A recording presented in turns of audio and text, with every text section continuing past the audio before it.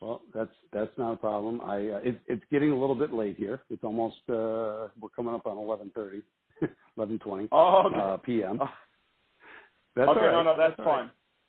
So I'll ask you this one last question. We can always we can always set something else up at a future. Another one I got you. Like, absolutely.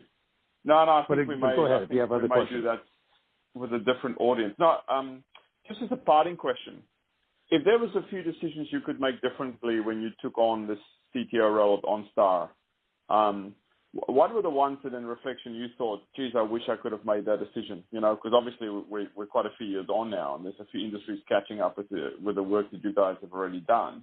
What would those be? Maybe just one or two sentences, and then we can hang up the phone, and sure. I'm sure we'll talk again. One thing I wish I had done is, even though I felt like we were making it as flexible as we could, the platform, I really wish that I had spent more time making it even more flexible so that we could deliver more value over the longer run. I've realized, especially in retrospect after leaving now a couple of years ago, that creating a true flexible platform enables so much. And I watch other automakers, because I'm advising 6 or 8 other automakers now in my now part-time work that I do. And when you don't have a flexible platform, I liken it almost to the, it's the Apple, Google versus Nokia, BlackBerry, right? Nokia and BlackBerry were riding a high in 2007 until things changed, right? But they didn't have a very flexible platform. I really wish that, despite our platform being reasonably flexible, I really wish that we could have created a more flexible one, because I think we could have gotten much more value even than we did out of it. That's one thing. The other thing that I probably regret is not making a strong case to avoid all this back and forth of this organizational construct that we just talked about over the last 20 minutes or so.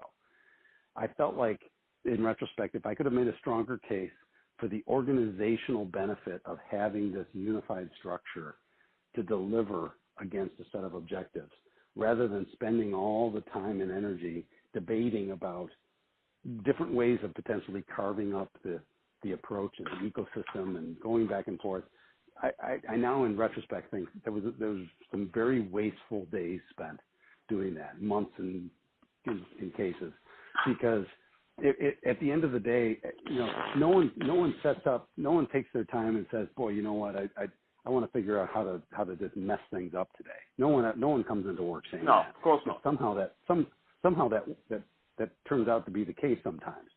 And so I think I would have probably spent some time really coming up with some compelling and very, hopefully very forceful, not forceful in a bad way, but forceful meaning good, compelling rationale for doing things a particular way, because those organizational constructs are just as important as the technical constructs.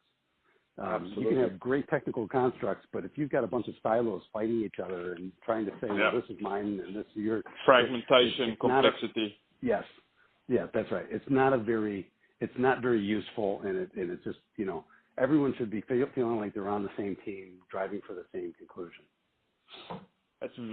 Those 2 points are very useful.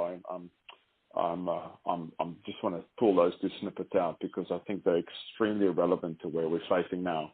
One is there's not a very good understanding of platforms. We think platforms is a database in many cases, as opposed to a flexible system. And it's not a set of command control parameters top down. They are disaggregated in terms of what you would probably be familiar with cyber physical design. And so those are quite foreign concepts that we have to try and inject into the white blood cells of the organization that we're working with right now. Yeah.